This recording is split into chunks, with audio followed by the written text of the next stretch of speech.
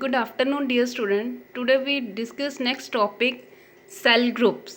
Last video में हमने cell style के बारे में पढ़ा था। सेल स्टाइल हम कैसे यूज़ करते हैं, उसे कैसे अप्लाई करते हैं। आज हम सेल ग्रुप में हम कैसे डाटा उसमें एंटर करते हैं या सेल ग्रुप में क्या क्या होता है उसके बारे में डिस्कस करेंगे। If we need to add new data within existing worksheet, we need to enter blank cell. So we can insert new cell, column, row in the worksheet. Cell group में क्या होता है कि जब हम कोई existing worksheet में काम कर रहे हैं या करना चाहते हैं, उसमें हम न्यू डाटा एंटर करना चाहते हैं या न्यू कॉलम एंटर करना चाहते हैं, तो हम एक ब्लैंक सेल को इंसर्ट करना चाहते हैं, तो उसमें हम एक न्यू ब्लैंक सेल एंटर कर सकते हैं. उसके लिए हम उसमें न्यू रो, सेल, कॉलम अपनी वर्कशीट में एंटर कर सकते हैं.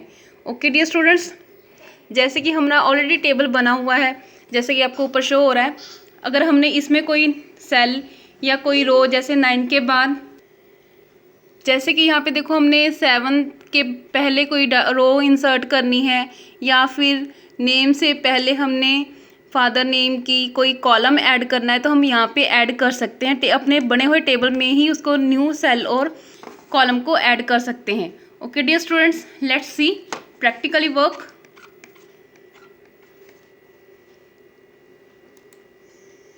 जैसे देखो यहाँ पे मेरा टेबल बना हुआ है ऑलरेडी. अब हमने यहाँ पे अगर कोई न्यू पहले तो हम सेल ग्रुप के बारे में डिस्कस करेंगे. ये हमारा सेल ग्रुप है, ये हमें होम टैब रिबन में शो होता है. इस सेल ग्रुप में क्या क्या होता है? सेल ग्रुप में insert, delete and format 3 options होती हैं. इसमें हम सेल को इंसर्ट कर सकते हैं, डिलीट कर सकते हैं और उसको फॉर्मेट कर सकते हैं. ओके डियर स्टूडेंट्स, जैसे कि हमने सेल इंसर्ट में अगर हमने कोई सेल इंसर्ट करना हो, तो उसमें हमें ऑप्शन शो होती हैं इंसर्ट सेल, इंसर्ट शीट रो, इंसर्ट शीट कॉलम. हम चाहे सेल इंसर्ट कर सकते हैं, रो इंसर्ट कर सकते हैं और कॉलम इंसर्ट कर सकते हैं. ऐसे ही सेम डिलीट ऑप्शन में हमें 3 ऑप्शंस अवेलेबल होंगी. Delete a cell, delete sheet row, delete sheet column या फिर डिलीट शीट. हम कुछ भी अपने टेबल में या वर्कशीट में कुछ डिलीट करना चाहते हैं, तो हम यहाँ से सिलेक्ट कर सकते हैं और इजीली डिलीट कर सकते हैं. ओके डियर स्टूडेंट्स, नेक्स्ट है फॉर्मेट. फॉर्मेट में हमें ऑप्शंस अप्लाई होती हैं. जो लिस्ट पॉपअप होती है उसमें row height, auto fit row height, column width, auto fit column width या फिर डिफ़ॉल्ट विड्थ. हम अपने कॉलम का साइज़, जैसे यहाँ पे देखो ये फिक्स्ड है, हमें इक्वली सारे साइज शो हो रहे हैं. हम इसमें अपने रो जो हमें शो हो रही है, इसका साइज़ या इसकी विड्थ हम चेंज कर सकते हैं, या फिर जो हमें कॉलम शो हो रहे हैं, इन कॉलम की हाइट और विड्थ हम चेंज कर सकते हैं.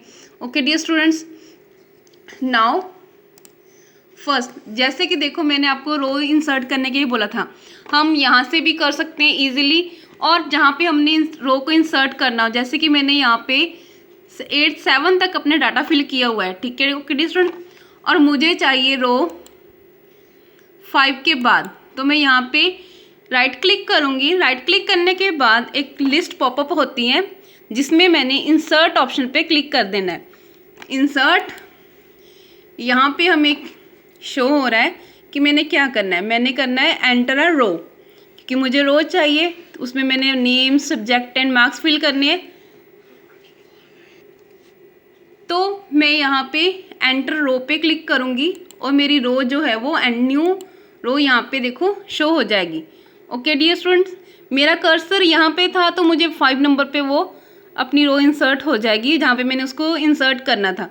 ओके डियर स्टूडेंट, ऐसे ही हम यहाँ के में अपना डाटा एंटर कर सकते हैं न्यू भी, और ऐसे ही हम कॉलम और अपनी वर्कशीट को इंसर्ट कर सकते हैं. और सेम ऐसे ही हम इसको अगर हम डिलीट करना चाहें, तो यहाँ पे हम डिलीट भी कर सकते हैं. सेम हमें यहाँ पे जैसे मैंने ये वाला डाटा डिलीट करना हो, तो मैंने पहले वो डाटा सेलेक्ट कर लिया. उसके बाद राइट क्लिक करेंगे. राइट क्लिक करने के बाद डिलीट ऑप्शन हमें शो होगी और हम यहाँ पे डिलीट पे क्लिक कर देंगे और हमने शिफ्ट सेल अप पे ऐसे ही रहने देना है और फिर हमने ओके पे क्लिक कर देना है. ओके डियर स्टूडेंट्स, और हमारा जो डाटा है वो डिलीट हो जाएगा। I hope you understand this method. Thank you, have a nice day.